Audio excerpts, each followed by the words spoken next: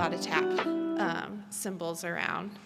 So before we get started, I just wanted to give you a little information about TAP and then just some odds and ends so that you're prepared for today and all of the presentations. So TAP started a little over 20 years ago when Illinois parents, behavioral health and medical professionals, and public health officials across the state had concerns regarding the prevalence of autism among children and the lack of available resources throughout the state. So in 2003, the Illinois General Assembly responded to this concern by establishing TAP as a state-funded grant provided by the Illinois Department of Human Services. HOPE has successfully served as the contracting agency with the department for this grant since it's started. And you'll hear more about HOPE tomorrow from our COO, Amanda Brott. So initially, this grant was a network of just 3 training centers located at the University of Illinois Chicago, Hope School in Springfield, and Southern Illinois University at Carbondale. The legislation was later amended in 2007 to require TAP to expand both training and direct services by deploying additional centers that would provide direct services to children with autism and their families. Today, TAP is a service network that's a collaboration of 5 universities and 9 organizations that together operate 19 centers across the state, which offer services that respond to the unique needs of the communities around Illinois. TAP's function is to provide direct services to children and families, to increase the number of professionals trained to assess and provide evidence-based intervention for those diagnosed with autism, provide education of best practices among doctors, school systems, child care providers, and the public, identify unmet needs and resources, and support research on better meeting the needs of those with the diagnosis of autism. Each year, we're tasked to provide deliverables across that are accomplished through our network partners. Some of our accomplishments through the fiscal year 2024 included conducting over 800 autism-specific screenings and over 500 diagnostic evaluations. Our network also provided over 22,000 hours of evidence-based autism interventions to over 650 individuals. Services included ABA therapy, counseling, speech, language therapy, assistive technology, supports, and job skills training. Additionally, we were able to conduct over 1,300 group sessions during the fiscal year, serving over 2,200 individuals across the state. Many of the group sessions conducted provided individuals with the opportunity to practice social skills and also provided much needed information to support their families. Additionally, groups were offered to teach skill building and executive functioning domains, teach skills to prepare for post-secondary education, provide sibling support, and offer an array of other supports. In our family and community resource rooms, TAP served over 6,000 Illinoisans and provided almost 3,500 hours of consultation to over 2,000 individuals. Consultation hours were provided across all of our network partners and really were provided to meet the varying needs of families across the state. Additionally, support was provided to help individuals navigate the challenges related to receiving services and supports. Furthermore, we have a referral database on our website. We received over 2,000 requests for services, with autism screenings and diagnostics being the #1 requested service throughout. To further execute our deliverables, one of our main things that we do is trainings. So we provided over 680 trainings, serving over 7,000 professionals, pre-professionals, parents, families, and community members. Topics included new diagnosis training, reducing challenging behaviors, toilet training, visual supports for social emotional learning, training for students with autism and their families to prepare for that transition to post-secondary education, trauma-informed practices, and how first responders can respond in crisis situations. We also continue to build capacity for future clinicians to conduct diagnostic evaluations by administering the Autism Diagnostic Observation Schedule. We offer that training workshop 4 times a year. We've been able to expand our offerings, a lot of them being virtual, so that we can serve those throughout the state. And coming soon, we are going to launch a training platform where people can access trainings in a variety of topics, and they're self-paced, so you can complete them at your own leisure. And they're going to be opportunities for professionals as well for caregivers. Lastly, the TAP network has participated in 344 collaborations with state and national level agencies and organizations throughout the last fiscal year. And those collaborations have really helped to streamline autism service delivery in communities, to help increase opportunities for individuals on the spectrum, and help educate others who serve those in the community, just being aware of what each does. So the TAP program and our network partners continue to be grateful for being able to implement this grant and to provide such necessary autism services and resources throughout the state. We continue to lead the charge in the state as we forge forward trying to aid individuals with a disorder and their families. If you want to learn more about us, please come and ask us questions. We have a table out here in the exhibit area with lots of tip sheets, emergency response kits, and information about our referral portal. We're happy to share. All right, that's enough about us. Let's get started. But I'm going to go over some housekeeping stuff just so that you know what to do. So if you're getting continuing education credits, you received a card when you checked in. We need you to scan that QR code and input all of your information, including your license type, license number, just to make sure we have that in our records so we can issue those continuing education credits. You will also need to scan the QR codes that are located throughout the room. So there's some taped on the walls in this room, and they will be in each of our breakout sessions. There's a check-in and a check-out. If you have any trouble, there will be someone in each of the rooms, and we're happy to help facilitate any of this for you. At the end of the conference, we're also going to share a link to our survey. This is something that we do for our grant. Plus, we want to know how we're doing and get feedback on other topics that might be of interest, so please let us know. If you have questions, we're going to take those at the very end of all the presentations, let the presenters get through their content, and we'll address those in the end. Thank you all for being here once again. We really appreciate it. And in a few minutes, we're going to get started with our keynote. Thank you.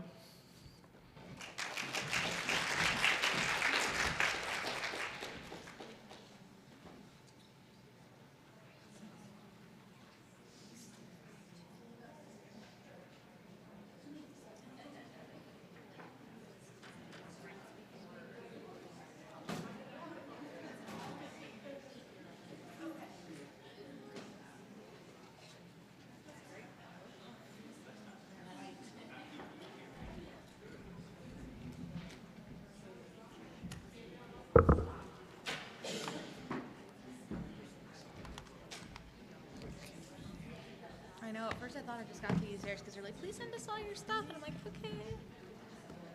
All right, let's see if I need to plug her in. She should be fine. Let me go pull up my slides. They're somewhere around here.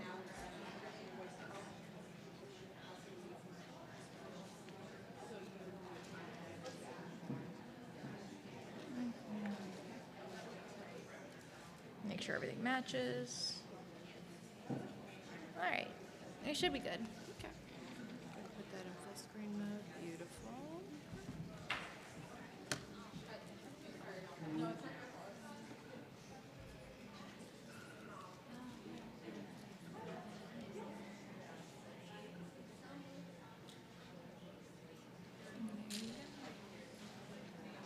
Okay. There you go. Beautiful. All right. Ready when you are. Do you want me to get down, or can I?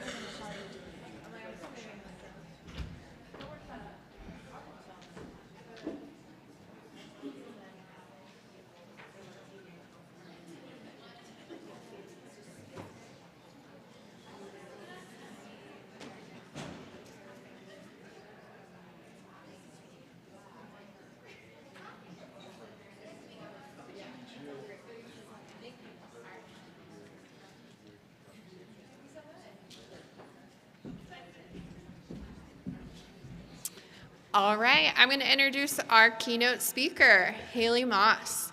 She's a lawyer, neurodiversity expert, and the author of 4 books that guide neurodivergent individuals through professional and personal challenges. She is a speaker and consultant to top corporations and organizations that seek her guidance in creating an inclusive workplace and organizations and sought after commentary on disability rights issues.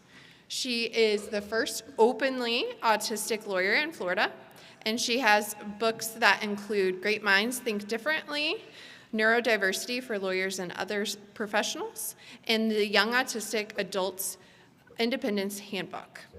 Her articles have appeared in outlets including The Washington Post, Teen Vogue, and Fast Company. So with that, I'm going to invite Haley to come up and speak.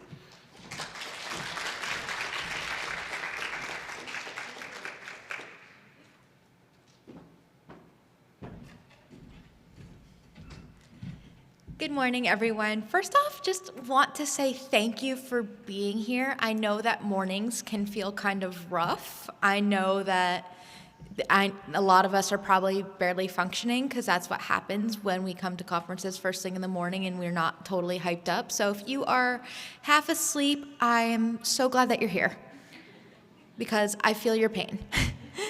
And you could have done so many things with your day today and tomorrow too, and you chose to be here.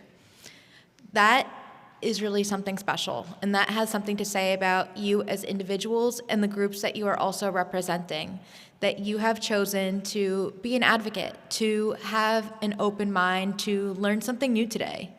That is really powerful stuff, and I really just wanted to thank you for being here before I get to share anything that I think might be interesting, and hopefully you find interesting as well, and tell some stories and just have a good time together. But that's the one thing I always like to start with is this note of gratitude, because it really does take some kind of sacrifice, whether you're traveling from out of town and you're away from your family, you're away from the people that you serve every day, or you just were not a morning person, whatever that may be. So to help get us kind of kicked off, I do like to talk about accessibility. We are an autism conference and a disability event after all, and I feel like as an autistic person, if I don't talk about accessibility, I am missing the point to some extent. So what I do want to mention is I want to include as many of you as possible and make you feel welcome. So please do what feels best for your brain and your body today. I know that there is still breakfast in the back. There are drinks scattered around. If you need to go get up, if you need to do anything that feels best for you, please do that thing. It's not up to me. It's not up to TAP, and it's also not up to you to decide what is and isn't accessible. Access is indeed a team sport. So you do what feels best for your brain and body. Don't worry about offending me if you have to get up, if you have to excuse yourself for a minute, if you need to go to the back of the room and do a little dance and get your wiggles out. I am someone who is very fidgety. My wiggles need to come out all the time. I get it. Like, you do you, okay? That is kind of how I feel. I don't judge you. This is a judgment-free zone. I am here to do what I can that you feel as comfortable as you do in your brain and your body. So my hands are always moving. That's why I'm so grateful for the safety of the podium, because then hopefully it doesn't distract you as much as it distracts other people sometimes. So please do what you need to do. As for slides, I do like to share them. I know that everyone at TAP has a copy. I know those of you seeking professional credit might need certain resources and whatnot to follow along with. I do also try to build in accessibility into that. So for our friends who might be blind or low vision, if you see pictures on the slides, they also have alt text. If you have no idea what any of this means in accessibility, basically if you have pictures, you get a readout of what that picture is of. So that way our blind and low vision friends can still know what is on screen outside of the text, and cool technology will read it out. Usually I will write something fairly simple and straightforward. So if you took a picture of my face, you might get a readout that's like, Haley has red hair and she's wearing red lipstick and she is wearing a black and white striped dress. That might be just enough that you know exactly what's there. That is probably not the best description, because I don't know if I'd say I'm smiling or not, because I have no idea what my face is doing at any given time. I don't have that much body awareness. I think that is definitely an autism thing. But it is something that I do for accessibility, and I hope that it's something that we take forward as sort of a best practice, sort of a the more you know, but let's make things as accessible and inclusive as possible. So without further ado, we're going to get our show on the road. We're talking about girls and women, which is such a fun topic for me. I can say that this is really something that's important to me, because as a young autistic girl, I never quite felt represented by what I was seeing and what I was encountering. That it always appeared that everyone around me, from the first special education classroom that I was in up until very, very recently with who I was seeing on TV, was usually the same picture over and over. That everybody that I was encountering seemed to be some kind of young autistic boy or some adult savant man. I did not feel represented. I felt very alone in this for a long time, of thinking, it feels like there's not a lot of us. And that's not necessarily always true. We're just not great at identifying women and girls and gender diverse individuals in particular. That historically these ratios were about 1 in 4. Girls were being identified for every boy. I believe with the new numbers that might have gotten a little bit closer to parity. I haven't gotten to dig too deep into the new data that came out a week or two ago or so. But generally speaking, it wasn't just that we were being diagnosed and identified less, but even what we were seeing in pop culture. I am a huge fan of watching autism on TV. It is something that stresses me out and amazes me all at the same time. And typically what we would see with these shows that would very much feature autistic characters is, as usual, they were mostly boys. And they were not necessarily hitting the mark for me personally, that they weren't people I was resonating with in some way, shape, or form. That I was watching things like Parenthood on NBC when it was airing about 10 years ago or so. I sat through every season of Atypical on Netflix and was anxiously awaiting it, and I wish the support group in that show got its own spin-off, because I would have 100% watched that. And things like The Good Doctor, and I was just like, where is someone that feels like me? I feel like I'm just watching the same character being spun off over and over, and this doesn't feel like someone I can relate to. And it was a very strange experience on this outside looking in type feeling. And the same would go until very recently, when we finally started getting these sparse but necessary representations of girls and women. That there was one with a non-speaking child, for the most part, in a Disney Pixar short called Loop, and that was pretty awesome. And even just seeing the little focuses on things like the blades of grass and how she was interacting with the world from a sensory perspective made sense to me. And same with the show that came out called Everything's Gonna Be Okay, that had autistic actors and an autistic cast, and the creator happened to figure out during the process he was also autistic. It was a very cool experience to be there for. And of course there's all the stereotypes as well, that these shows, these representations, these things that even I had encountered since childhood really gave to of what an autistic person's supposed to be. That half the time I was expecting, and so many people around me were expecting, this young boy who was either very, very talkative, bouncing off the walls, obsessed with trains or dinosaurs or something of that nature. And also, the other thing that happens is your behavior gets labeled in some way, shape, or form as a nuisance or disturbing or a problem. That wasn't me. I was extremely quiet. I did not talk a lot at school. I was a pleasure to have in class. I kept to myself. I did not have a lot of friends, and I got good grades. And when you are a high achiever of sorts, nobody's really concerned about you. That I would still be coming home from school and having meltdowns and being anxious and all sorts of stuff, and it would be like, well, she's a pleasure to have in class. She's getting all A's. She's doing great. And the story that would happen when I got home was not the same as the story that was happening at school. And even now, the story that we're telling is not always the story that lines up with reality.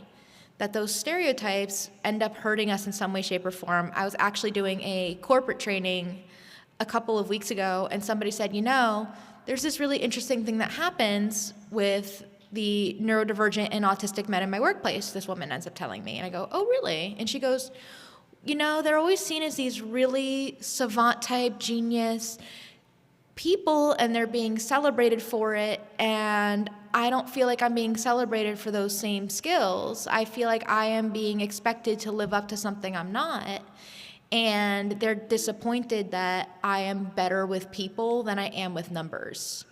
And she says this to me, and I'm sitting there thinking, I also am not a numbers person. That's why I went to law school. And she's going on telling me this story, and I'm just sitting there going, oh my gosh, like we really have these stereotypes, and not only are they the things that we're noticing with the little ones, but they're translating all the way through the lifespan. That this woman who was telling me this was older than me. She had been working for longer than I have and was frustrated about the state of things. And unfortunately for her, I actually had the exact same story to tell about being expected to hit these stereotypical genius guy qualities that I didn't necessarily have. And it led me to get burned out really, really fast. So all this makes it seem like autism is this big boys club, when really that's not what's going on. That we have this diagnostic disparity instead, that we're more likely to be identified later, and usually even later in life.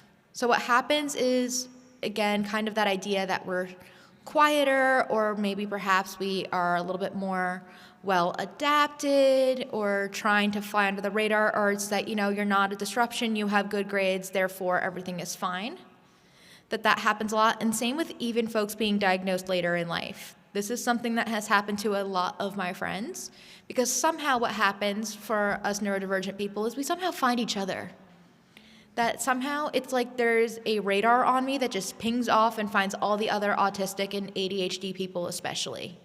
Like, it's not intentional, it just seems that we kind of gravitate to one another. And then you're like, oh my God, you're my new best friend, really? Okay, awesome, amazing, love this for me. Because those are the people that are like insta buddies. I don't know why. And then every so often I will have some other woman that I'm friends with who is in their 20s, 30s, and 40s usually, and they'll be like, I think I'm autistic, or I just found out I'm autistic, I just found out I have ADHD. How did I not know this before? And I'm like, well, the research suggests you probably wouldn't have figured it out anyway. And we've just gotten better at this as time goes on. So what really is more likely is that there is inequality amongst gender and sex. We just haven't quite had the tools. And if you look at how criteria has been written throughout history and who was participating in the research even, a lot of it was indeed boys and men. They were the primary focus for a very long time. But also what's really interesting is we are more likely to be a little bit more creative when it comes to things like gender. Is that we are more likely to be somewhere outside of the binary boxes, and we're also more likely to be people who are already outside of those boxes, who are more likely to be on the spectrum. And the same also goes for the LGBTQ community as well, that we're more likely to be members of that. There's a higher kind of creativity, per se, when it comes to things like gender and sex. I always found that very interesting. I think it is sort of this autistic, what is normal anyway type of thing, and that you're just very open, very much a fan of just being yourself, whatever that means, without really feeling like you have to be something else that society prescribes. I think it's a very interesting thing of how we express ourselves, how we view other people. I find this stuff super interesting the more time goes on, because it just shows that there is no singular experience. And the way that we experience autism might be wholly unique as well to each individual, and also just how we interpret the world around us. So why do we have this big disparity for our girls and women. And typically what happens, especially for my adults in the room, is that we are frequently misdiagnosed. Not necessarily that we are missed completely, which is what people have always said for the longest time. Like, they're just falling through the cracks, which is a big thing that has happened, especially when I was younger and I started talking about this. Because I have been on panels where I was the only girl and everyone just wanted to know what it meant to be like a little autistic teen girl. Because that was a very interesting time of my life, because I started speaking at 13 at conferences and stuff, and everyone just wanted to know how I survived middle school. And that was a story everyone wanted to know, but a lot of the times it was just people being misdiagnosed. And a lot of these misdiagnoses usually are in the mental health arena, that typically you see a lot of autistic women getting mislabeled with or just written off as just having anxiety, or depression, or something like a bipolar disorder. You see kind of this gamut being run of everything else but autism. And then eventually what happens a lot of the time is somebody gets it right, somebody suggests an assessment, or the light bulb goes off through a lot of self-discovery. We have a lot of better resources now, and the internet has been wonderful for so many people to kind of start that journey if you're thinking, oh my gosh, I might be autistic, or maybe there's something that makes sense here. The other thing that happens, and this happens a lot more than I ever expected to, is for my parents in the room. For the moms, I could tell just looking around the room, there's probably a good amount of moms here.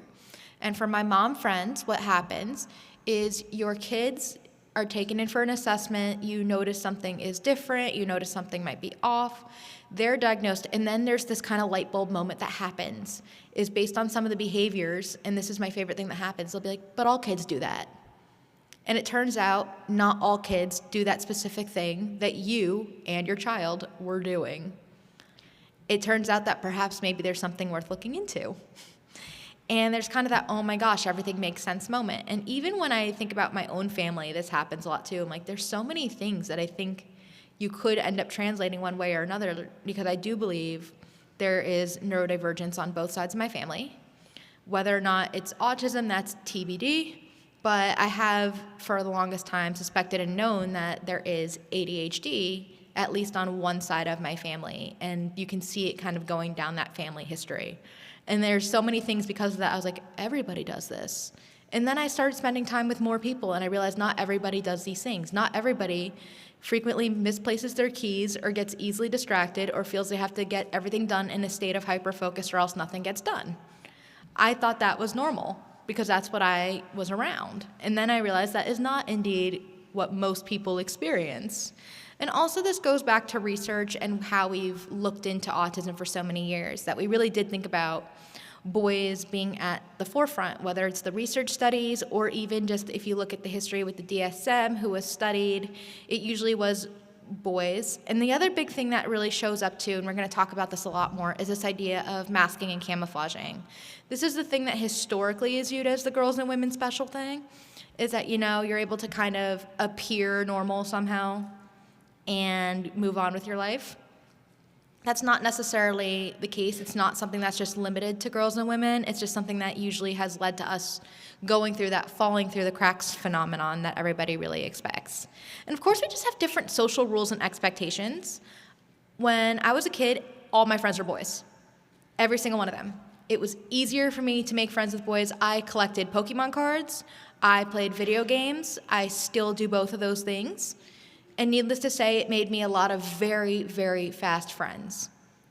Unfortunately for me, the 90s baby that I am, the girls that I went to school with did not care about any of these things. They just thought I was strange.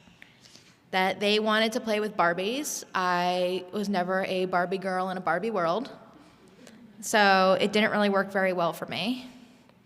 And then when it became about like the makeup and all that other stuff, I was just like, I'm sorry, what in the world is this? Nope. This is not happening.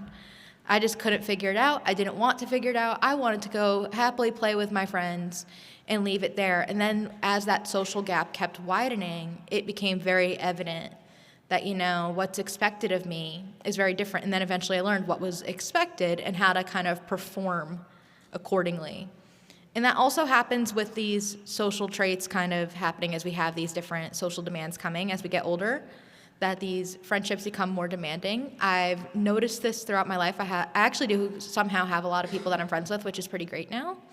But it's true that your typical female friendships do feel more demanding, and that's something that happens even through adolescence is the conversations get a little bit deeper. There's more social rules that are unwritten of what you can say, what's going on, the conversations, all this types of stuff.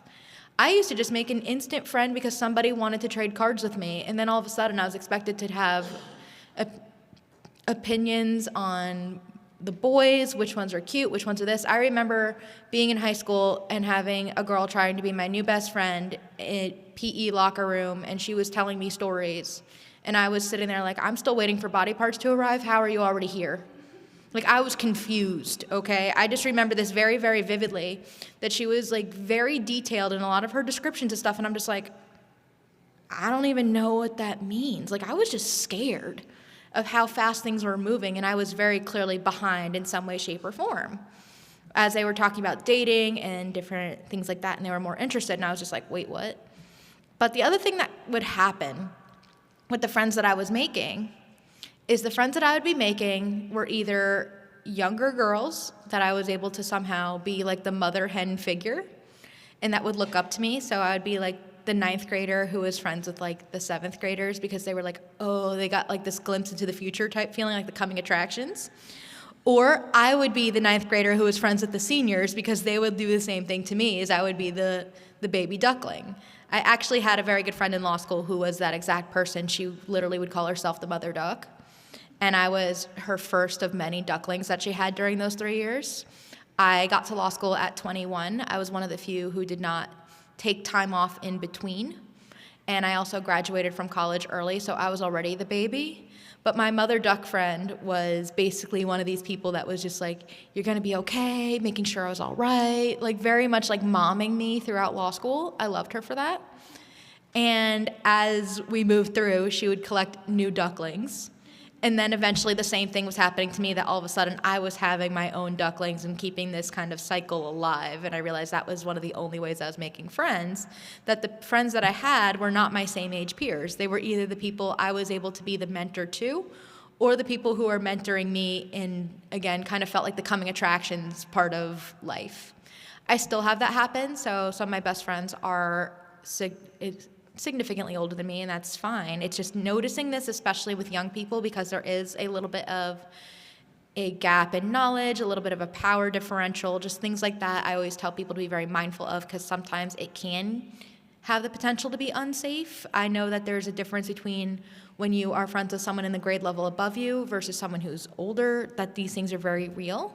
And also just making sure that everybody feels safe and nobody's being exploited is a big thing there. But this really does seem to be part of that social thing that happens with those different differences and deficits accordingly. And also just how we're expected to socialize is absolutely wild to me. So story time is when I was a young person, my favorite movie was Mean Girls. And Mean Girls was my favorite movie because it was the quickest I ever had to learn social skills. Because if you've watched Mean Girls at any point somehow it's over 20 years old, it's a cult classic now at this point, that you can see how arbitrary the rules of socialization amongst the girls in this high school fictionally are. You can see how they would be turning against each other, talking behind each other's back, all these different things. And Lindsay Lohan's character is new to being in a public school. She grew up in Africa with her researcher parents, and all of a sudden is thrown into the wilderness of public high school and is completely lost. Like, I thought I could do this in girl world. You have to fight this way. You have to do this. Everything's sneaky. You have to, wear pink on Wednesdays. All these different random things were part of that culture. And I was just like, oh my gosh, this is wild. I would have never known any of this if it wasn't just spelled out and through the eyes of somebody who, like me, had no idea that there were all these different rules. And then I got to high school and I was like, so much of this is weirdly true. It might not be that they're wearing pink on Wednesday because my high school had uniforms, but It was just that there was all this arbitrary gossip, these different things, the rumors, all these different things, and also these different physical social skills that we were expected to have, of that you were supposed to be dressing a certain way. There was a bunch of trends. It's even more accelerated for today's young people than it was for us because we didn't quite have social media the same way. And even now when I follow along, because I always like to know what's cool, I feel like it was always my job to be some kind of like pop culture secret agent. Because I'm like, if I know what's cool, then at least I sound socially competent. And now I can't even keep up because things move so quickly. And it was such an extra expectation that was put upon us. And the other thing that happens is that holding it in just a meltdown phenomenon of that get through the day, don't be super anxious in public, and then come home, absolutely lose it. Teachers say everything's fine, you're doing great, good grades, smile, pleasure to have in class, yada, yada, and you're just like, wonderful. This is extremely not helping my family. This is not helping my kid. This is frustrating, and I'm not going to melt down at school because I don't want to get bullied. Like, make it make sense, y'all. Like, that's kind of where we were coming from, is that the support somehow just dissipates very quickly as you age, and it's not in line with what's expected. And that also leads to a lot of this, a lot of that masking and camouflaging, of really kind of passing as neurotypical to fit in or have these kind of survival skills to kind of learn different things. This was my bread and butter to get through life for the longest time. And it was something that was very expected of me as well, because my biggest fear was getting bullied. And I was very lucky that I wasn't necessarily bullied in the traditional sense, that people weren't calling me names. They weren't actually hurting me. I didn't have any physical altercations or anything like that in school. I wasn't actually bullied in the sense that we think that I was. I was bullied in the way of being excluded a lot, of people still saying out-of-pocket things behind my back. But the things that I was most concerned about, I was able to avoid. And a lot of the ways I was able to avoid that was somehow fitting in, or at least attempting. Whether it was knowing about what was cool or even making sure that I was dressing a certain way. That's something that I did a lot as a young person, especially as a teenager, is I wore a lot of jewelry, like a lot. It was a sensory thing, and it was also sort of my armor of sorts. That I was viewed as this cool, funky girl who wore lots of bracelets, and also we had uniforms at my school. There was not a lot of room for self-expression. The only self-expression we got pretty much was either jewelry or your shoes, and I was not a shoe person because I couldn't fidget with them all day long. And I'm still not a shoe person because half the time they're uncomfortable. So I was a jewelry girly all the way through. And that was somehow able to keep me safe in some way of like, oh my gosh, I love your bracelet, where'd you get it? And people would want to talk to you. I had no idea how to keep it going, but it was enough that they would leave me alone. And that was part of my survival arsenal, as well as knowing what was cool, even if I didn't care about it. That was the weirdest thing ever. You don't realize how much you're acting your way through surviving. And a lot of the times when I say this, people always think it seems super fake in some way, but I'm like, I just wanted to survive. This is survival skills. So when I was in high school, the coolest thing in the world was the Twilight series and the vampire stuff. I know I might be dating myself just a little bit, but you bet when Vampire Mania took over everybody around me, I knew everything. I had an opinion whether or not I wanted to. You knew I had a feeling if I was going to be Team Edward or Team Jacob. I saw all the movies. I read all the books. My mom actually pulled me out of school the day that the movie came out so I could be the first one to see it, so I had something to say.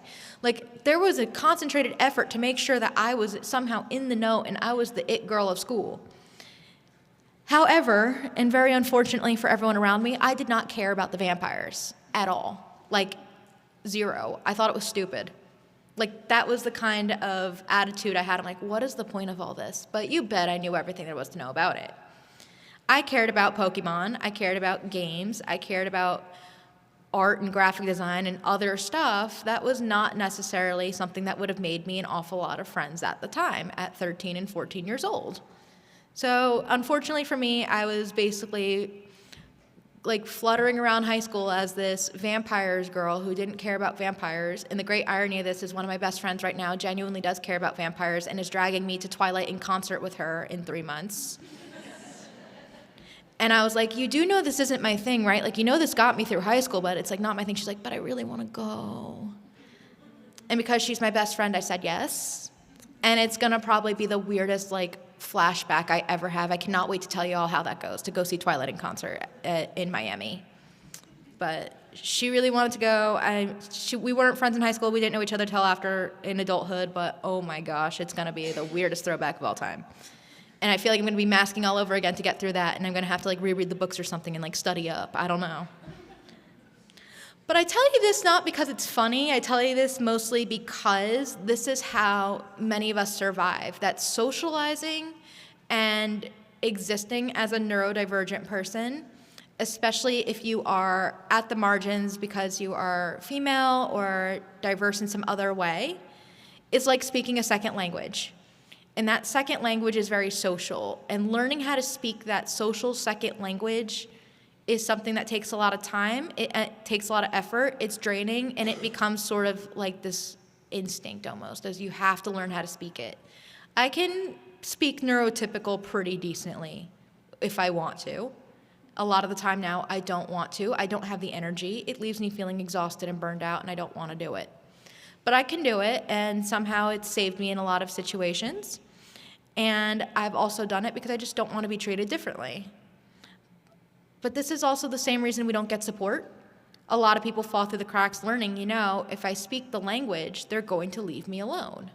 Or if I speak the language, things are going to be okay. And we learn that language in many different ways, whether it's through siblings, caregivers, books, movies, TV. I cannot tell you how many different social things I've learned from TV. And so one of my favorite humans in the world actually had this conversation with me when we first met. And she tells me that she learned social skills by watching Jersey Shore. And I go, what do you mean you learned social skills from MTV? I'm very confused at the time. She's like, no, I watched Jersey Shore and Teen Mom. I learned everything not to do. She's like, I learned everything I needed to never do in order to be socially successful. It was like a crash course on what not to do not to be Jersey Shore, not to be Teen Mom. And I was like, that's genius. This is what happens when you're friends with the autistic people in the room. Like, that's what's going to happen. She's like, oh, I watch that stuff to learn what not to do. Because it's like, how do you commit every, like, social violation or have even the neurotypicals cringing? I was like, oh, my gosh. Like, I will never look at Jersey Shore the same way. Thank you. But it was part of this way that we all end up learning, that I know people who learn just from observing others, while she was observing by learning what they were doing wrong and not to repeat their mistakes. But this also does look different as well across gender and other different characteristics as well, that it's not something that's exclusive to girls. It's something that we just are historically associated with, that you do have these high masking presentations of autism. You do have people who are doing it for so many different reasons, and not just to survive, but that survival instinct is really big. While a lot of us also are doing the camouflaging thing where we hide social behaviors or perform certain behaviors that feel more neurotypical in some extent. Performing behavior is not the same as having the full persona. I look at this as sort of like masking light almost. And I probably do more camouflaging than not, so I'm very cognizant of what my body is doing. I am very hyper-vigilant about it. So I'm someone, my hands are always moving. I am a big hand talker. I grew up in a Jewish and Italian household. Of course, my hands move all the time. That is a very, cultural norm, but there are people who are just very off-put by it because they think it's very fidgety, very distracting. So a lot of the times I'm very much like, okay, how do I keep my hands from moving? I have the safety of the podium unless I'm like overtly trying to talk with my hands. I fidget a lot, or I know I have to perform eye contact. It feels like kind of like being somebody's pet sometimes. Like, okay, I could do eye contact. I could do that. Do I get a treat for it?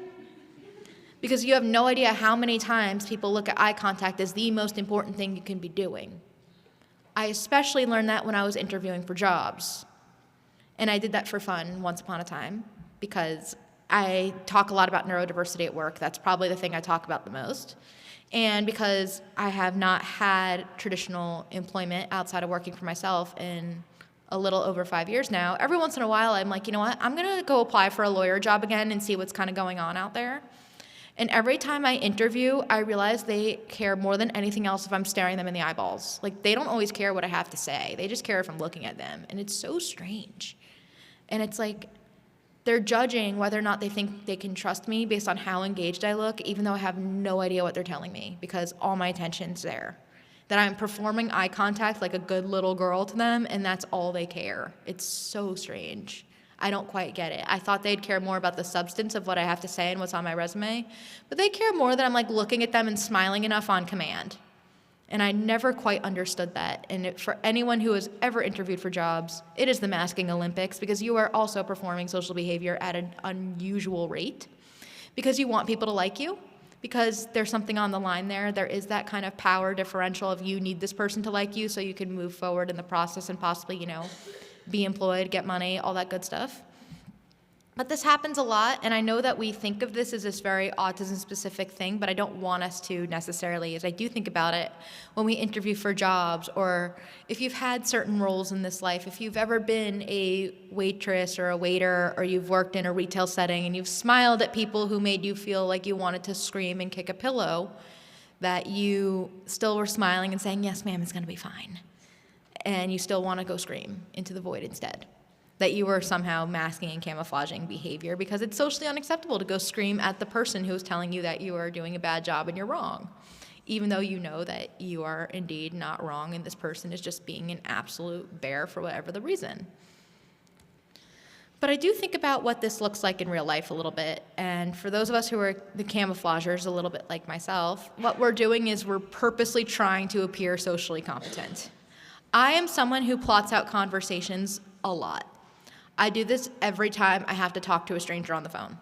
If you've ever made me call a customer service rep, if you have ever made me call somebody that is not expecting it, I will plot out everything because I do not enjoy it. I am very anxious. I do not feel competent to advocate for myself in every situation. So I am plotting things out. I am practicing. I am doing all this stuff to make myself seem like I know how to advocate and socialize better than I do.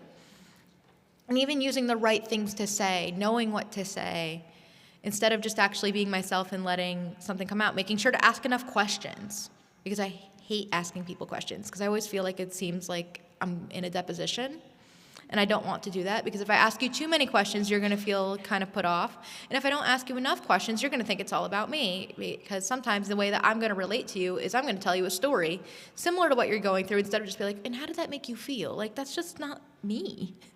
And we need to keep finding ways to prevent others from seeing we're struggling. So this is something else that happens a lot, is you have this idea of really staying close to people without really making the deeper connections. This was something I am very guilty of, and I'm still very guilty of, and it's also how people would perceive me as socially competent. I, on the surface, have a ton of friends on the surface, and I use friends loosely here. That if I go to an event, I always have somewhere to sit. I can always sit with one different group of people. I can sit with the lawyers I know. I can sit with the other autistic people I know. I can sit with the people that I know from the fine arts. I was involved in journalism in high school. I could sit with the other people from the newspaper. I could just keep going to a different table every day. And chances are I would be going to a different table every day because I was involved in different activities. I had a lot of varied interests. But I wasn't making any of those deep connections there. I was just kind of in and out of all these different things that interested me. I didn't have a table necessarily to call my own. That was my friends, my people, the people I cared about and the people that I wanted to be with and the friends that I really wanted to make. I would just constantly have this in and out, and going through all these different things of super involved. And a lot of us happen to be a little bit of overachievers as well. I think there's sort of this demand and pressure to succeed somehow. And there's this other kind of thing that is a little off topic, a little bit of this kind of idea of when you have a disability, people either view you as exceptional or they view you as somebody to be pitied. And there's really no in between. That's something I've really felt my whole life too. And I thought it was better to be perceived as exceptional, so I put a lot of pressure on myself, and so did, and others expected a lot of me to be successful in some way, shape, or form. And part of that idea of being successful was being involved in lots of activities and extracurriculars and having hobbies and doing all this stuff. And of course it would lead to me burning out, but I would also be going in and out of a lot of things because it was the easiest way to just be like, look, I have friends. I know what I'm doing, even though I didn't know what I was doing. And I didn't have those connections because I was still someone who didn't feel like I had a place to call my own. And I didn't have those deeper connections that I so desperately craved. And I know a lot of us have heard that it's better to have like one or two friends than a lot of okay friends type thing. But I was also like, I just want to be liked. I want people to like me because I know that I'm different. I struggle with this. I don't know if they like me or they just think I'm strange. I don't really know. And it's very anxiety inducing. And one way I was able to sort of avoid that struggle was constantly going in and out. And then when, of course, someone like my mom would say, Haley doesn't have a lot of friends, let's help her make friends. Someone would go, oh, she has tons of friends. Some days she sits with the art kids. Some days she sits with the journalists. Some days she sits with the kids in the drama club. She has lots of friends. And then it would be like, no, she doesn't.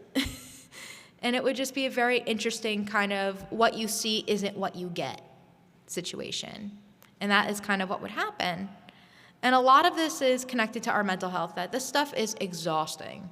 It burns us out. There's a lot of autistic girls in particular who do have eating disorders, whether it is a need for control or whether it is something related to that selective eating that many of us autistic people have, myself included.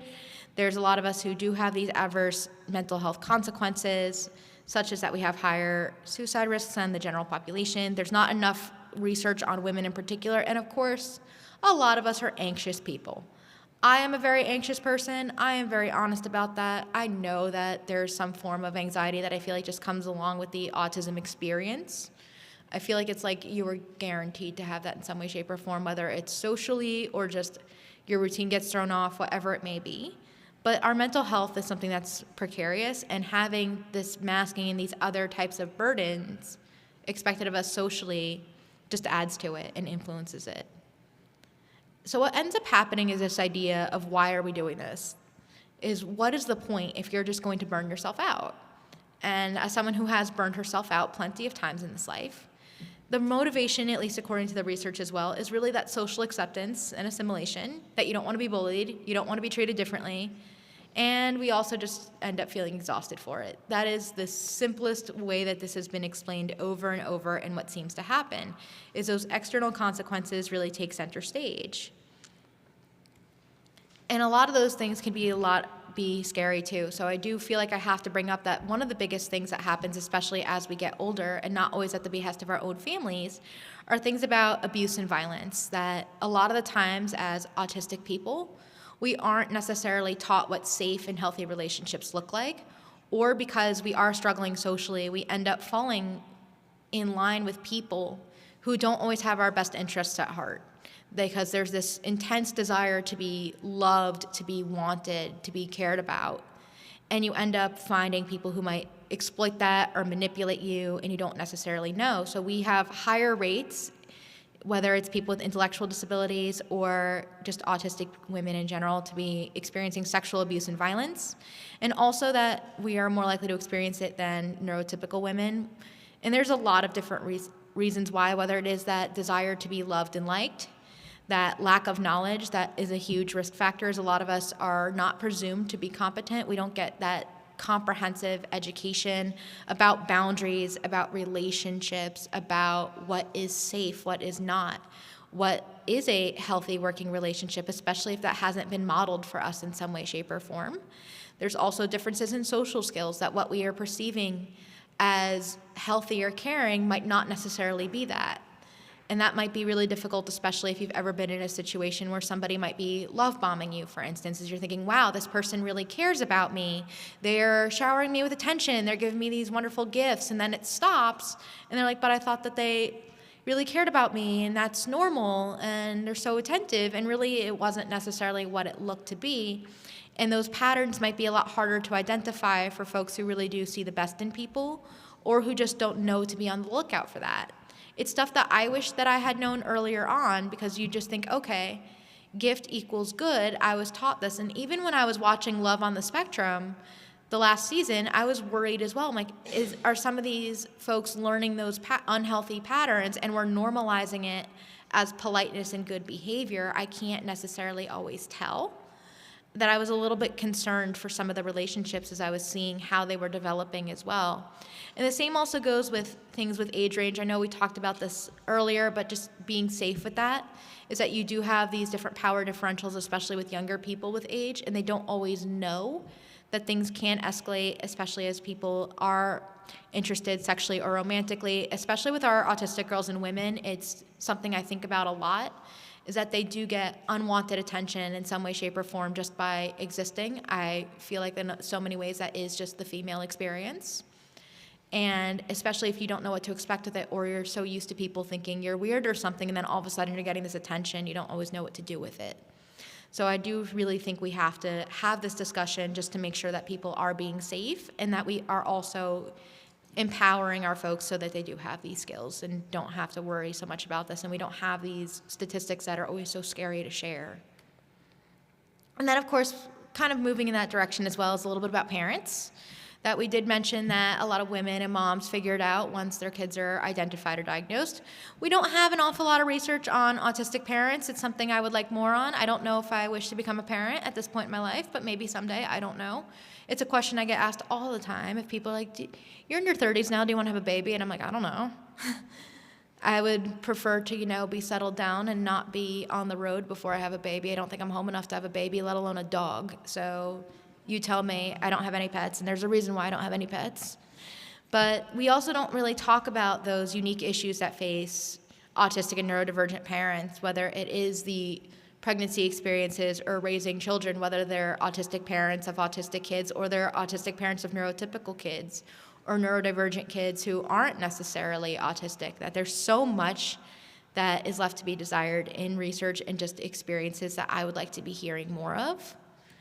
But all of that kind of leads me to this. How do we move forward?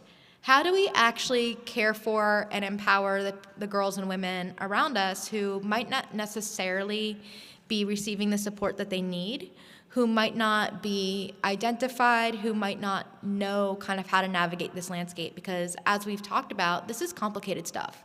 It's not a one-size-fits-all. It's not always easy. And I wish that it were easier. I still feel like a lot of the times that I am somehow a Martian dropped on another planet just trying to survive. And I'm beginning to realize a lot of people apparently feel that way too. So that's kind of been an interesting thing. Or maybe that we all just don't know what really is normal after all. But I do think that it's important that we are able to keep things moving in the right direction. And whether that's us really empowering those around us and setting good examples and really raising us to have that confidence and self-esteem, because this world makes it so difficult when you are an autistic person to have that confidence and self-esteem, because it always finds a way to somehow tell you what you're doing is wrong or not enough. And I do think a lot of that really does come with visibility and representation, is that we do have more people that reflect the diversity of the autistic experience, whether it's people we know, people we love, or just people we don't know and love. So I am very happy to see kind of this change of who is in charge. I get very excited whenever I do see these changes happening, is that we have people who are women in particular really leading the charge. And this is something I've noticed more in the advocacy space the longer I'm around, is that I'm seeing a lot more women and gender diverse people kind of at the helm of either the big organizations or even the people that I see who are speakers now, that I'm seeing a lot more autistic women doing a lot of the talking. I'm also noticing it even when I do watch shows like Love on the Spectrum, who are the fan favorites. And a lot of the fan favorites that I also happen to love as human beings happen to be the girls on the show. And I find that super interesting, seeing this change, that we're not just focusing on the same stereotypes over and over and over, but also realizing how diverse that experience is, that it's not just the speakers, it's not just who's on TV or who's even leading some of these organizations, but also it's when we start seeing politicians who are running for office who are autistic, and they're usually women, and that's been really cool to see. Seeing the pageant queens who share that they're neurodivergent has been really cool, that there's so many different experiences here, and realizing that there really is kind of a place for you no matter what has been really powerful to see. If you are one of those people who's super interested in science, or you're super interested in being a runway model, whatever it may be, there's really something for everybody.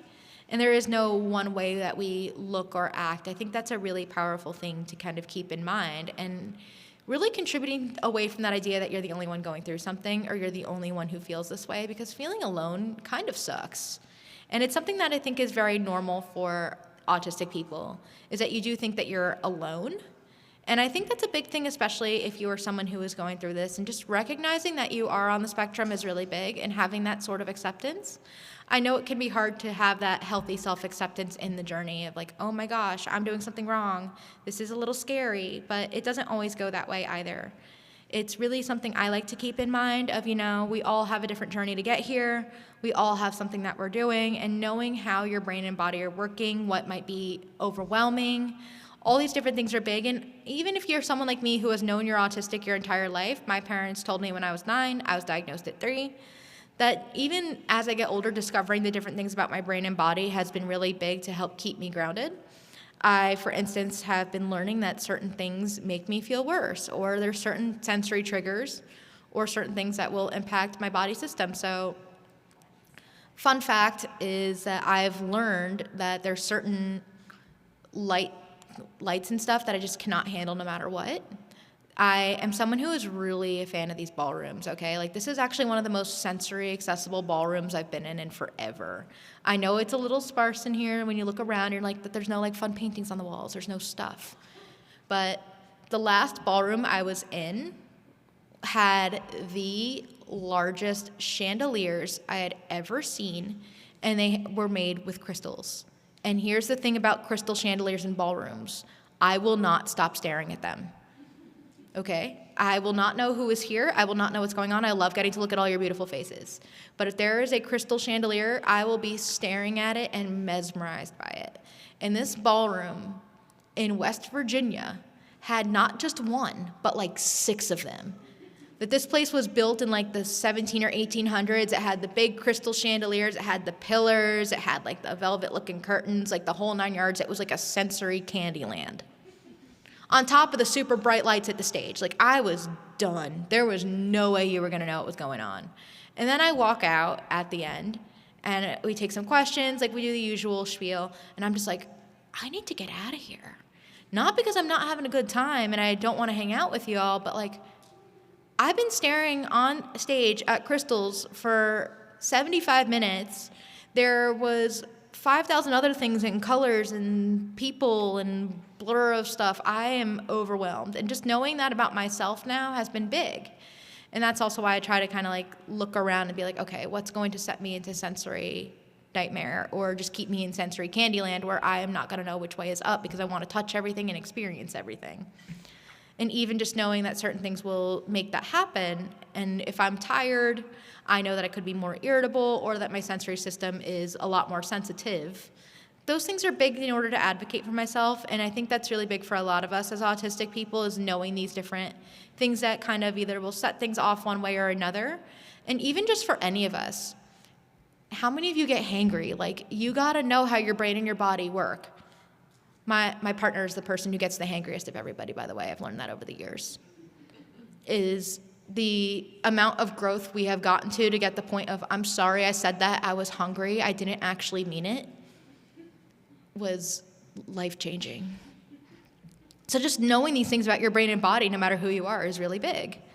And same with advocating for ourselves. It's not always an easy thing to learn, it's not always an easy thing to teach, but having these self-advocacy skills makes it a little bit easier to manage and survive, is knowing when to say you've had enough, knowing when to say, I can't handle it, thank you so much, or I need help, is having those forms of self-awareness and advocacy, and even just setting boundaries. It's so difficult for us to do.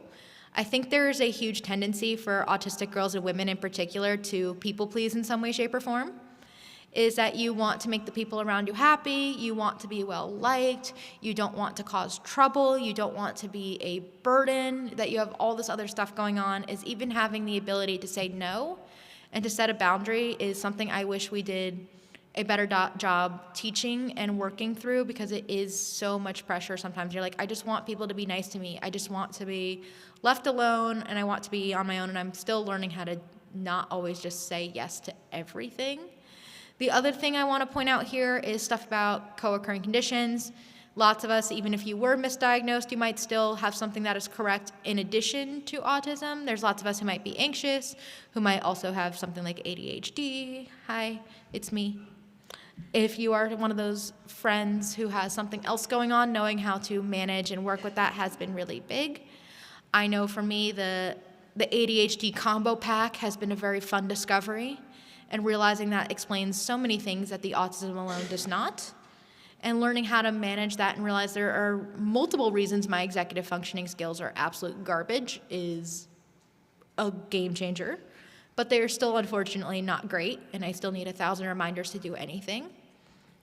And also when it comes to just gender stuff, I mostly point this out because I feel like there are so many ways that we are taught in order to match things. And when it comes to being an autistic girl or woman, especially growing up, it's like you have to be super interested in all these different things. You have to care about the makeup and this and that. And I didn't care for the longest time. Like I was just like, what's the point of this? I don't want to put products on my face. I don't enjoy this. I never did.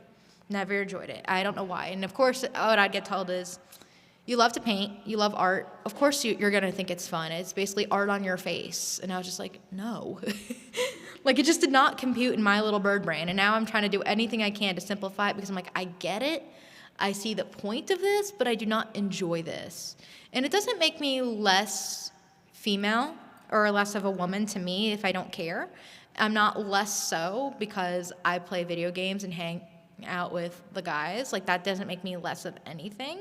And I think really having that, there's no one way to do this right has been big, especially because so much of traditional femininity, I think, is forced on us, or we try to take it on in order to assimilate and survive. And realizing that isn't a prerequisite for respect and acceptance is a big thing. That we accept people and love people for so many different reasons and being ourselves, no matter what that looks like. I do like style stuff. I think it's very fun. I just like to do it on my terms, and having that kind of self-discovery all over again of like, oh my gosh, I like this. I like things that are sparkly and fun because I can. Is very different than you need to wear the sparkly thing to make everybody else like you. I think having that on your own terms is a very, very revolutionary and fun experience. But just be yourself and believe in yourself, because so much of the message that young autistic people get taught, and especially for those of us who are the high maskers, we get taught to be yourself, but not like that. And that's not what I want for us. I want better for our community, and not just be yourself, but not like that. Just be yourself. Period. Full stop. No caveats involved. So how do we get to be our best selves? Is even just making friends. And making friends, I think, is something that's really interesting, and a lot of us find community online. This is something that's been a really big thing in the research for many years as well, is that it's easier to maintain those online friendships because either you connect with people who have the same interests as you, or what would happen to me even in the infancy of Facebook is I was better friends with my school friends on Facebook than I was in real life, or offline, per se. That I would message and IM these people that I would talk to at school way more than I would talk to them at school, because I just did not have the ability for like brain to mouth, but brain to hands somehow translated well for me. I always felt like that I can write better than I can talk, which is the great irony of my life considering I talk for a living. But I prefer to write more than I prefer to talk.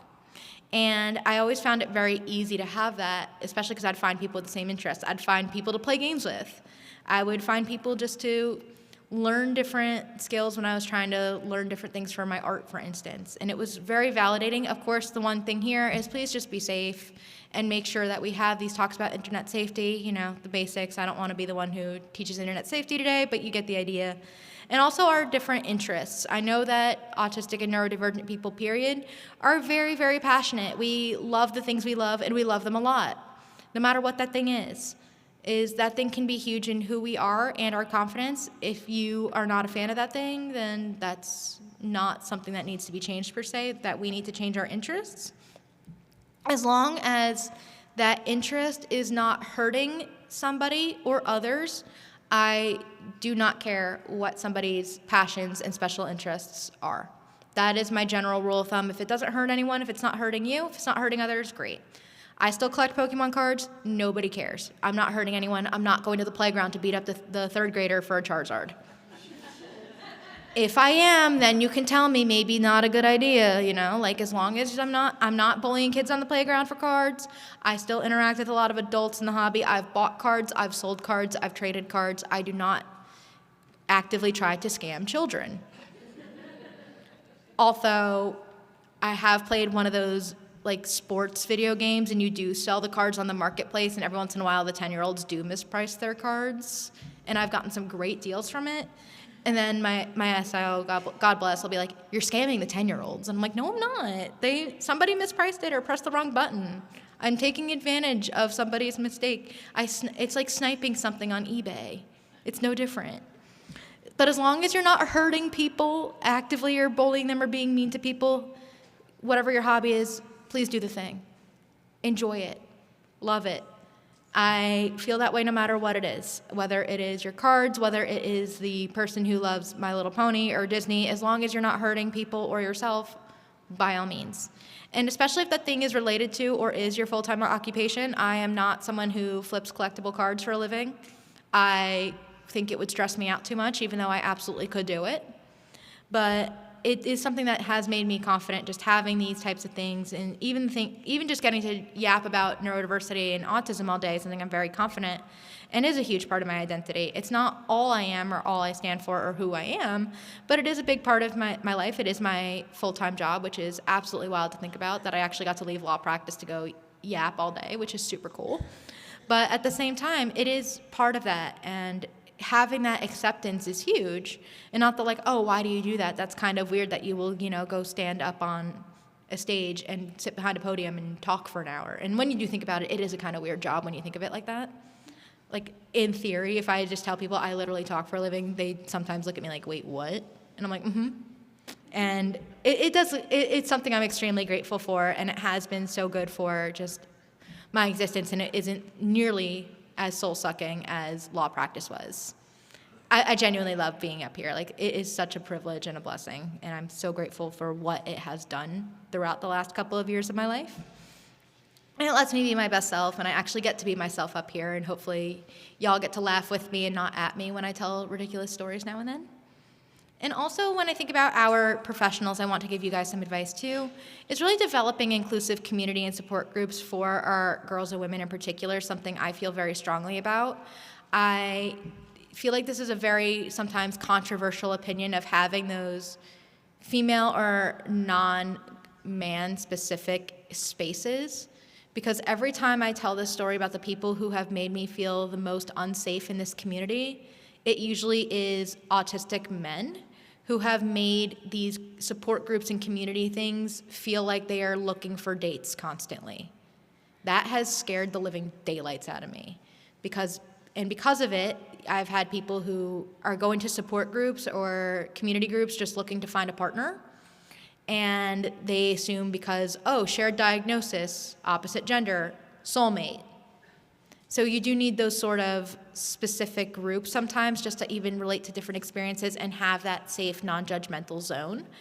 And some of those times that has happened because of the autistic men, I have been stalked. I have had different rejection taken poorly. I've had that, and that's why I feel very strongly about having those inclusive spaces and support groups to kind of address the things that are more unique across the gender spectrum.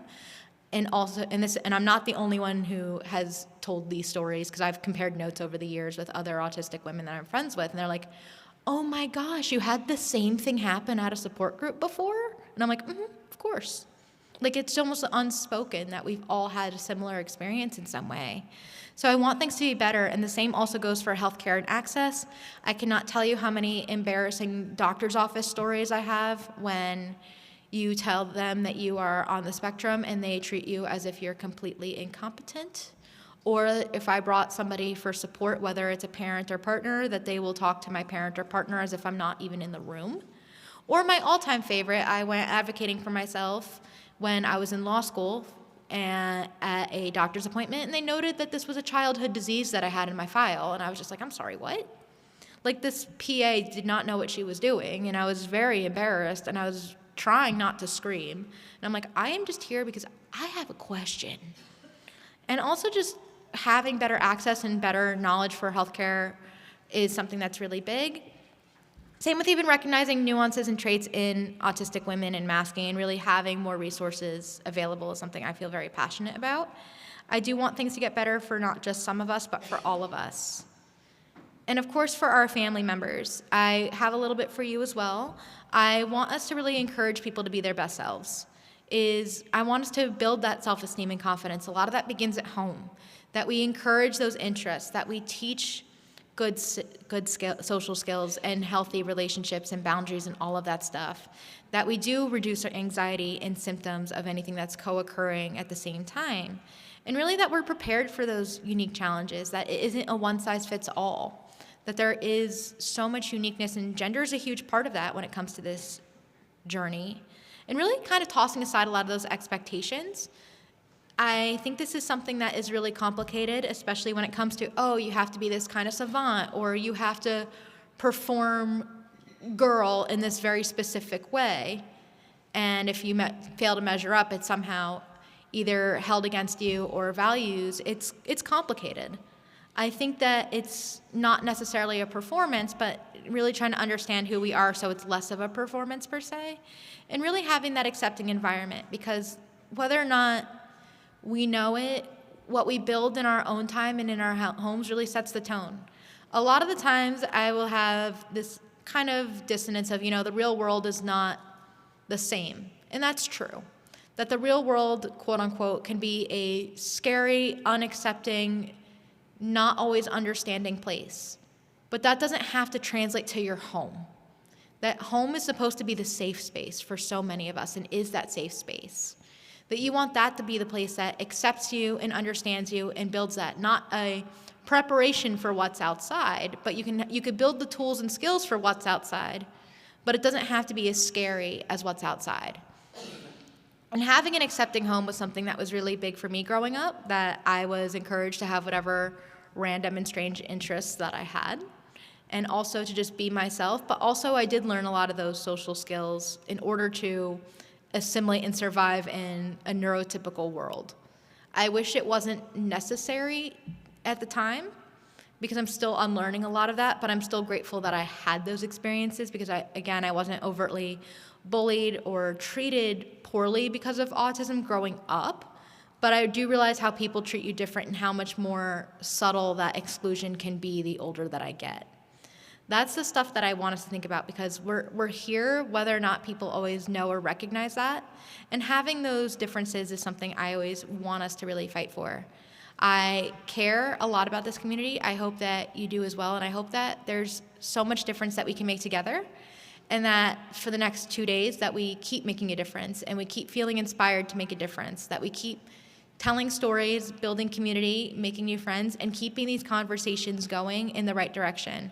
I know we have time for questions and comments and feelings, and I'm really excited to get to know more of you and to keep this conversation going.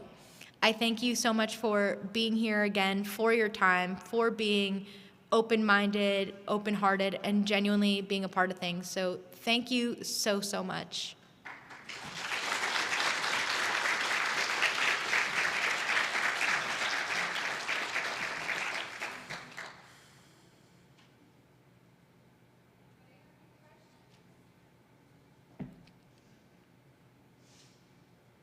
It's okay if we're quiet. I get it. Mornings are tough. I said it at the beginning, and I still stand by it.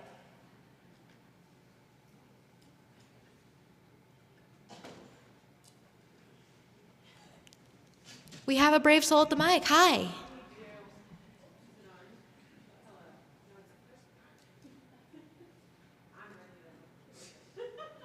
Hi. Hi. I'm Sarah. Hi, I'm Sarah. a neurodivergent mom of an autistic, ADHD, and specified anxiety child. Mm-hmm. She's 11. So building an accepting home environment, we are struggling with that so much because of all the outbursts. Mm-hmm. And I try to keep my tone calm and try to have it be an accepting home environment, but it's so hard when, in the last 24 hours, she's tried to come after and hit my husband twice, and just had like epic meltdowns, and it's very overwhelming. And I was very honest with her and said, I also have fibromyalgia and like fight or flight issues, so I'll get migraines if I'm triggered. And so I said, I need you not to yell this morning because you're going to trigger me, and I'm going to a conference today, and I really need to not be triggered. But she just kept yelling. And so I had to like eventually like get out of the house and just leave my husband with her. But by that time, he's screaming at her, and I'm like, this is a terrible home environment, you know, like this is so toxic. And I don't know how to not have that happen when she's like so combative. Yeah, and you also, as another neurodivergent person, you have to manage your own needs too. That's so valid, and I think you did a great job communicating that. I guess kind of where I'm coming from, given I don't know your daughter, Right. is do we know what's triggering the meltdowns? And where that's coming from, because that might be, because usually we go straight to the behavior as, okay, we need the meltdowns to stop. Right. But it's where is this coming from? With these meltdowns since she was 2. Okay. Like, and a lot of it is her wanting to be in control. Because everything feels out of control. Right. And especially, I think that's very natural for autistic people, is that the rest of the world feels unpredictable and you want some kind of control somewhere. Yes, and that's where it started. She tried to take Squishmallows to school, and I said, no, sorry, you're in 5th grade. We're not taking Squishmallows to school today. You have a special Squishmallow already at school that you can use to calm down. We're not bringing these to show your friends. And that was like the beginning of the end. Would a Squishmallow at this point make it stop? Right. Because if that was the price to pay, I think I would just be like, you can have. Like, Because like if that's the price to pay to make the cascade stop, then I too would just be like, you know what? Here's your Squishmallow, girl. but at the same time, that like, it's so hard, especially with my neurodivergent mind, to like figure out where the boundaries, like what hill to die on. That is so valid. I think so usually the way that I like to approach strategy on things like meltdowns and all that stuff is you talk about it when things are calm. Right. Because if you're going to tell me to stop melting down in the moment or to stop this when we're in the thick of it, nothing is going to get done. Because you need that moment to be over, you need that to pass. But usually what I like to do, and I tell it, because this is even, so I also have a neurodivergent partner, and the things that go the worst for us is when both of us are dysregulated. That's when I snap, that's when they snap, we both end up, and then I get I can't believe you embarrassed me, and we're like mansplaining me or whatever, and I'm like, I needed to get out of that situation too. Like we were both dysregulated, and we were talking about it the other night of, the only times we have a lot of problems between the two of us are when we're both dysregulated. And we were very calm when we were talking about this, and we both were sitting there going, okay, we need a plan for when we're both dysregulated. Because my partner was like, I needed you to calm me down. And I'm like, how was I supposed to calm you down? I was also dysregulated. Right. Like we were talking about this when both of us were just super chill. We played some games. We were just like in a natural state. So try to have those conversations about the tough things when everybody is in a better place instead of in the moment of just like spot fix. Because spot fix in the moment when you're having the migraines, you're dysregulated, she's dysregulated, it just doesn't go well. So try to have those as a family when everybody's calm, when it's in a little bit more in the rear view mirror. And those conversations have to be really intentional. Yes. That's something we're terrible at, but that's... With my neurodivergent mind, this is a really great conversation because it's helping me realize and process that, this is how we need. Yeah, it's that you go through it, get through the moment, and then be like, okay, how do we make sure this doesn't happen again? And I do the same thing for people when they talk about crisis intervention and safety, because I think a lot of the times when you see the meltdowns in public, that people immediately will think there's an episode, cops need to be called, mental health needs to be called, somebody needs to do something. So I always tell families, like, do your crisis planning and things like that when everybody is calm and not before or right after. Like, have a plan. Like, if you have a meltdown in public, what are we going to do? Do we advocate to the stranger who wants to do something and say everything is under control, or find a quiet place? Like, what's going to regulate you so we know that things are okay? And there's ways to, of course, make this more appropriate for a 5th grader than we're having this conversation as 2 adults. but just knowing how do we have these plans and conversations so everything feels predictable and safe. Yeah. Like, okay, if this happens when we are at the grocery store, we're going to go outside to the parking lot. The end of story. Yeah. So we were at Wendy's the other day, Mhm. well, actually, like Sunday, driving back from Indiana, and my husband had gone out to the car to check on the dog. My daughter and I were finishing eating, and I was like, oh, I need to go to the bathroom. I'll be right back. Mhm. But then for some reason, she was upset with me, and she screamed, and I was like, you can wait here. You're going to be fine. But then because she yelled, Mhm. there's now 5 people looking at her. Mhm. So then I'm around the corner and I hear, what? Yelled at these people. Mhm. So I turn around. I'm now not going to the bathroom. And I go get her and I'm like, let's go. Mhm. And so I take her out to the car Mhm. because she needs to not be alone in that place Situation. with people staring at her while I'm in the bathroom, Absolutely. not with her, taking care of her. Yeah. You know, she needs to be protected from that. And it's like, okay. Absolutely. But then also, and my husband was able to be like, okay, so public spaces need to be safe spaces for everybody. Mhm. So like you making a big Scene you know, is going. scene, You're going to have everybody like, looking at you. Exactly. That's And having that that's disrupting cause them and as well. and if you explain that cause and effect after the fact, it makes sense because in the Yes. moment she's just like upset. Exactly. She needed you. Something was off about the Right. space that she might not have been able to articulate. Because I think about this with young kids a lot, is that we don't have the language to explain what is happening, and it shows up as behavior. Or so I was a kid that got a lot of tummy aches, you know. And I did not have the language at 9, 10, 11 to say it was anxiety. I did not know that. I just knew my stomach hurt and I was making trips to the nurse's office and I didn't eat anything weird. But I didn't know the language was, you were probably just an anxious kid. I just knew my stomach hurt, and that was the only language I had to say anxiety. So you also have to kind of meet your kiddos where they're at. Because I think the more language we have as adults, the more that we expect them to do the same. But they are still little ones. 11 is still little, even though we don't think it is. Because I mean, especially like. She's sure that she's a full-grown adult. Oh, I thought I was a full-grown adult at like 9 or 10 because so I'm an only child. Sure that I'm wrong all the time. Oh, so I'm an only child. I was around adults my entire life, and I thought I was an adult at 10. And I think a lot of it is because we are around adults, and so many times, especially with caregivers, we are also expected to act like adults a little bit too, which is a whole other kind of can of worms. But it's a lot of, feelings, I think, that happen, and there's so many things that kind of interact with why she thinks she's an adult. So, but yeah, if you think you're that much of an adult, we can have a mature conversation about regulating your feelings and emotions when you're calm. And we'll do it together because then everybody's at peace. And then we know how to how to act in the future and proceed. I think that can be helpful. Thank you. I'm glad I can hopefully come up with something. Because sometimes it's scary having to answer questions on the spot. You're like, I don't know if I have a good answer, but I'm going to think about this. Because you never know what somebody's going to ask.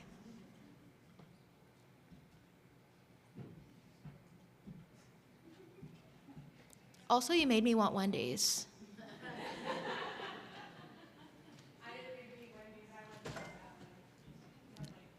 I know that's a random thought.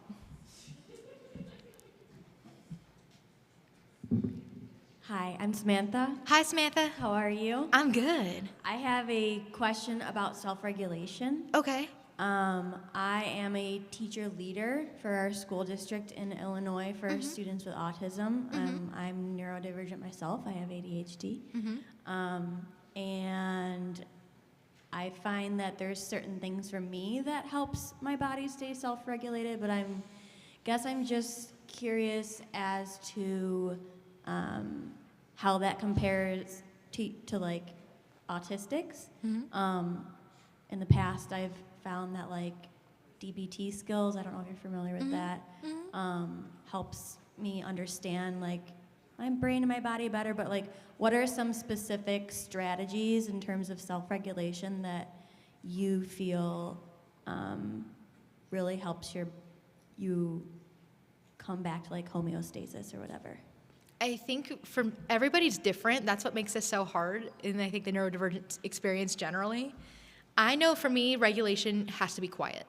I know quiet, I do not do well with chaos. I do not do that well with noise. Like, I've learned that about myself as quiet and dark. I don't know why. I always like my spaces dark. And that always seems to make everybody else think something is wrong. Because I cannot tell you how many times I've had the dark bedroom and my mom would flip on the lights and I'm like, she's like, don't you need light? And I'm like, no, I don't. And immediately after she leave, I just immediately turn it off because she's like, you probably need that to read or play your game or whatever. I'm like, no, I want it dark in here. Like, please understand, this is my happy little cave. So I think that's the other thing, is what regulates some doesn't regulate others. So I know that stuff that works well for me is quiet and dark. I also am a huge fidgeter, which I discovered later in life that I can socially acceptably fidget or just get the toys. So I actually finally got a replacement for one of my favorite toys that went missing at a conference, and I found another one at another conference, and it was like the best thing that happened to me. It was a very happy rediscovery today in my carry-on because I didn't realize I left it in there because I thought I lost it again. It's one of the tangle toys. Like, you kind of like tangle around. I'll show you guys later if you're super curious, but it's like my favorite thing to regulate with. I'm such a dork. But I love anything that also gives that sensory input, because for me, that's what regulates me, is sensory stuff, really. And not having to people. Because I think sometimes I enjoy being around people, but sometimes it's just too much. And I think other people don't recognize when it's too much because there's this expectation that your social battery does not drain as quickly as other people's social batteries. That's kind of what regulates me, but everybody's different. And it's kind of a lot of trial and error, because I think a lot of the times what looks like regulation, other people don't quite understand. I think that's the big thing. Like, I know probably what regulates you might be the same or different. I know that's just, I don't know if it's that different because every single one of us is different, but that's kind of the stuff that works with me. Thank you. Thank you.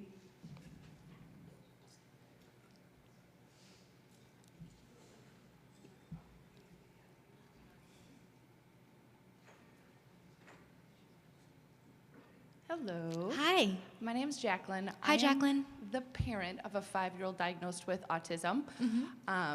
She's my little Josie Bear. And I'm actually a licensed clinical social worker. And I am learning as a parent that no matter the background that I had prior to my daughter, I'm still learning. So That's a good thing. We're all learning. Yes, and I'm embracing that I don't know everything, which is a little scary. So anyways, I apologize for my nerves. Don't worry about it. You're doing great. Okay, thank you. I'm proud of you for being up here. Thank you. It's brave to ask a question in front of everybody. I'm still navigating this, the diagnosis. Okay. And working through it with my family. I'm gonna take a second. So I have 4 children.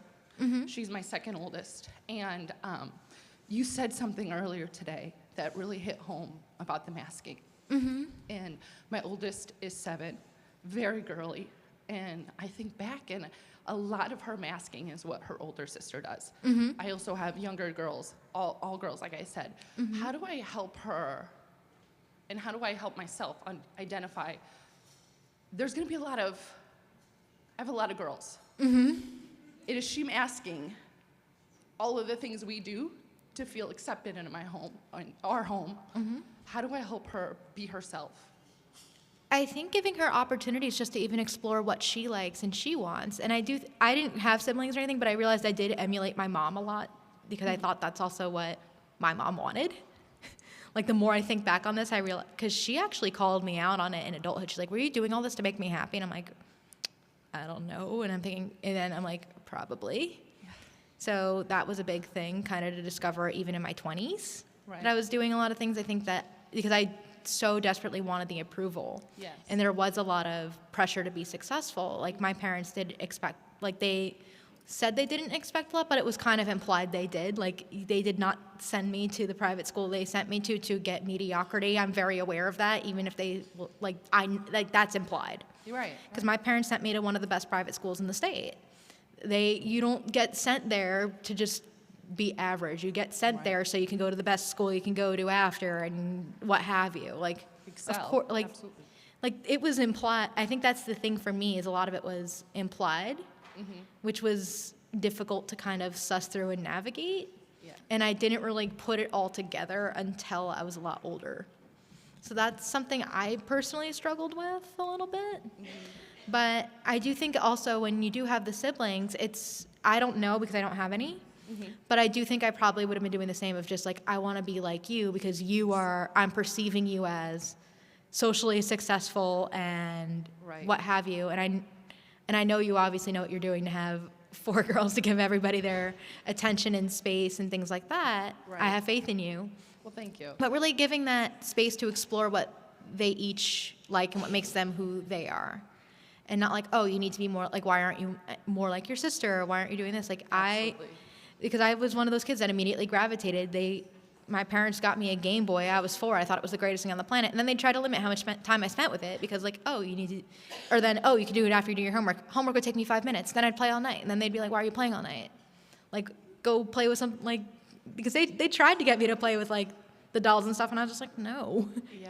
Like, I think there was that kind of, so instead of just be like, okay, what is it about this that is so engrossing to you? And yet, I was always very confused because it's like, oh, we'll go to Target and get you the brand new thing when it comes out for your Game Boy, but also you're expected to play with dolls at the same time. Like, wait, what? But I don't want that. Right. Like, the more I think about it, I'm like, just let me be and try to meet me where I'm at instead of just force this other thing. Absolutely. Because I think that's what would happen, and I think that's something parents forget to do is, like, enter the world of your kid. Yes. Because there's things that even if you don't understand it, it means a lot to them. Right. Because my parents knew gaming was a huge part of my world, but they never actually tried to enter it. Right. Like, the more I look back, now I'm like, what do you, like, I've never played any of these games I grew up with on 2-player. Right. And then as an adult, now I have people to play with. I'm like, this is a different experience.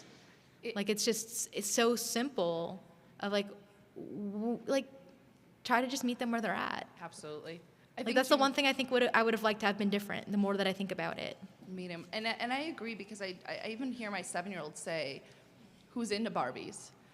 Josie just doesn't know how to play Barbies. And I never took that statement serious until now when I think, well, maybe that's not what she wants. She's just Or doing that she it. has a different way she wants to play with Right. the Barbies. Maybe she doesn't want to make them Yes. act out situations, but she wants to just dress them up or line them up or something. Like, So it doesn't tapping always into look her the same. world.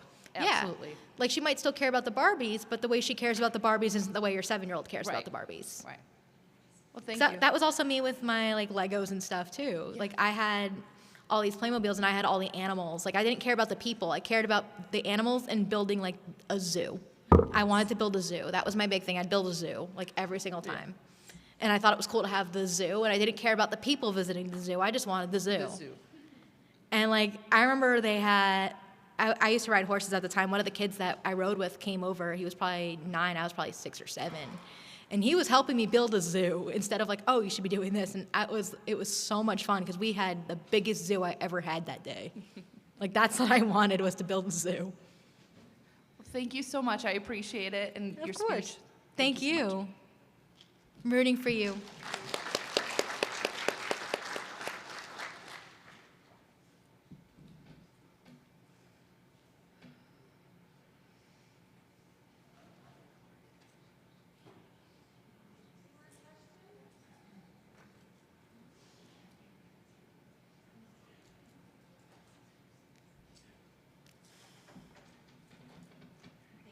Thank you. Thank you. We appreciate I it. appreciate you. We are going to take a quick break, and then in 15 minutes, our breakout sessions will start. So get some refreshments and let us know if you have any questions. Thanks. Thank you. Thank you.